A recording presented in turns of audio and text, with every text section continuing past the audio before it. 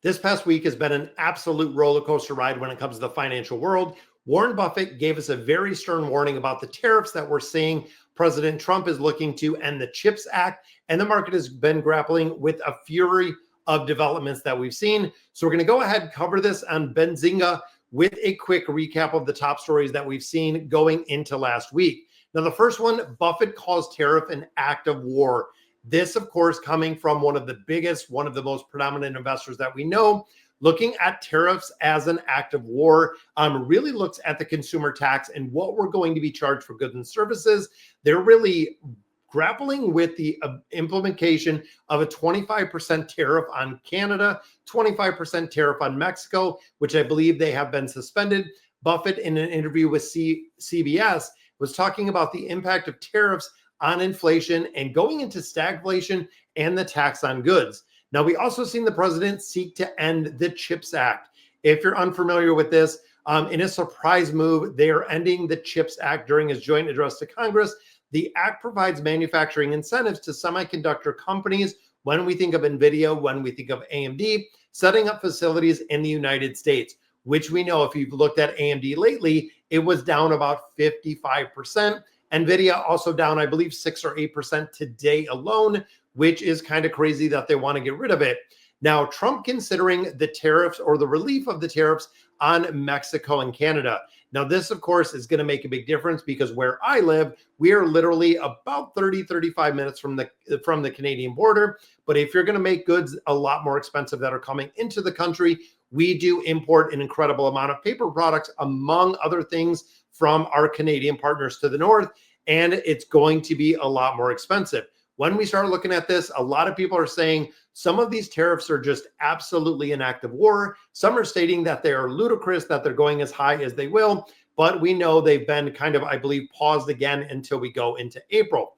Now, US dollar weakens a systematic symptom, not the cause. Now, this kind of breaks down as the US dollar witnessed the largest two-day decline in over 2 years. We had a very, very strong dollar. It has seen a large decline and really bigger than the last 2 years. A lot of people are looking at the devaluation of the global growth and macro strategies. We need to devalue to restore the global growth of the US dollar and making sure that it is not too expensive.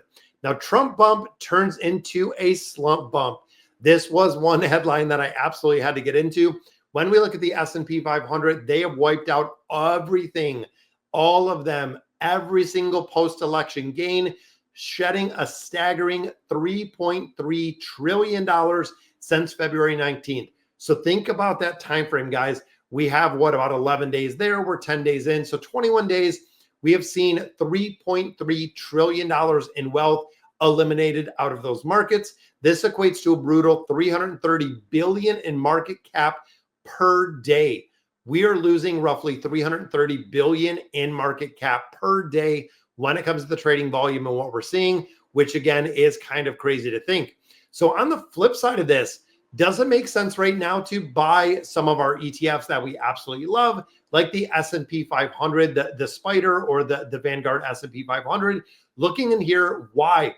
The price with the very recent decline over the last pretty much 21 days, it has had a lot more of a pullback than we've seen with some of the stocks. Even some of the stocks, thinking of Coca-Cola, there's a couple big names out there that are still doing incredibly well, even though the market itself or the bigger overlying market is on a pullback. A lot of these are doing incredibly well. When we start looking at historically, now we know historically doesn't mean what it could mean in the future. It is not indicative to the future growth, but overall, the S&P 500 has delivered an annualized average growth return of more than 10% since the launch of the 500 company index in the late 50s. So by my math, you're talking 75 years that we have seen an average growth of 10%. Now, it doesn't mean that every year is going to be up. It also doesn't mean that every year is going to be down. But the way that I think about it, just like what Warren Buffett says, when there's blood in the streets, when people are really fearful, that is the time to be greedy. Now, it's impossible to really time the market. This is where we talk about dollar cost averaging. When you look at a market decline like we're seeing over the last 2 weeks, if you were putting money into the market on a regular basis, when the market recovers, and the market has always gone on to recover and has absolutely soared over time. And when you think, again, kind of historically thinking about that S&P 500, when we've seen 2 years of double-digit growth, usually and notoriously and regularly, we see the third year that is the declining year. Now, a lot of people are saying when it comes to the electing of President Trump, re-electing, him taking office, what he's going to do for the economy, what he's going to do for big businesses. They really thought the S&P 500, as well as everything else, was just going to skyrocket to a third year of double-digit growth. We still have a long runway, guys. We're only into and completed the first week of March, meaning we still have an extended amount of time that is going in. Don't miss out on the opportunity to stock up on some of the S&P 500 funds, because they are going to be huge.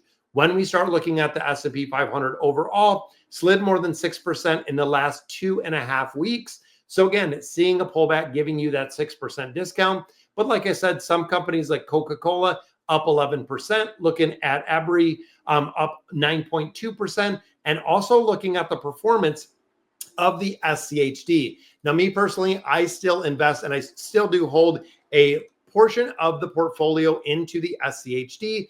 And overall, it seems like it's holding up pretty well, which I do love to see it anytime that we're going in here and just bringing up one of these reports. But anytime that we see where the quote is, where it's kind of growing, and where we're seeing a little bit of growth out, I definitely want to share with you this, guys. And this is the reason why, when we talk about from the beginning and when we kind of look at this, why exactly we talk about going in here. And I want to break this out a little bit, because looking at the SCHD from Morningstar, you can see even though the market closed down about 800 points, you can see we are still up barely, but still up when it comes to overall looking at the SCHD, breaking this into a chart. This, of course, we've seen a little bit of a pullback in the afternoon yesterday, but when we start looking at the 5-day, again, a little bit down. On the month, we're up 2.5%. So again, when you think of a 3 ETF portfolio, when you think of holding part of this in the SCHD, it is not so heavily affected by your tech stocks. And I believe, even remembering, just kind of pulling this out of memory, I believe the third or the fourth largest segment of the SCHD is tech, meaning it is not the majority of the holding. When we even go back 3 months, you can see a little bit of a pullback. Year to date, up 4%. So again, when you look at a 6%, 7%, even a 10% decline of some of those, like the VOO, I think it'll let me pull it up for the Vanguard S&P 500. So even looking at something like this, where we kind of overlay it, you can see right now we're at negative 1.73. We're at 4% on the SCHD. When we go back even a couple more months, you can see where we have a much larger pullback because of tech, because of the holdings in the market weighted average that we see with the VOO. SCHD doing incredibly well. When we start going a little bit further, this is the reason why the SCHD has a little bit underperformed the VOO, is because it's not going to see those very high highs that we've seen, but it's not also going to have those very low lows that we've seen as well. So when you start pulling this back, and the biggest diverse, and I mean the biggest factor in here is tech. Tech is the big one, looking at the push of artificial intelligence, looking at the push of semiconductors, looking at some of these mega weighted companies, thinking of NVIDIA, thinking of Apple, looking at Google, thinking of Meta, some of these absolute monster companies in the last 5 years.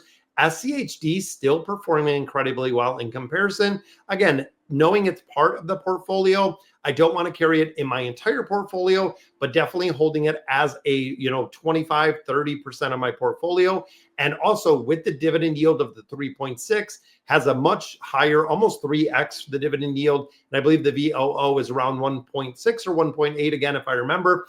But thinking of that, when I'm getting my dividend payouts in the SCHD, it is going back into my portfolio, meaning we're buying more SCHD, we're buying more into that VOO, as well as the QQQM that we do have in that portfolio.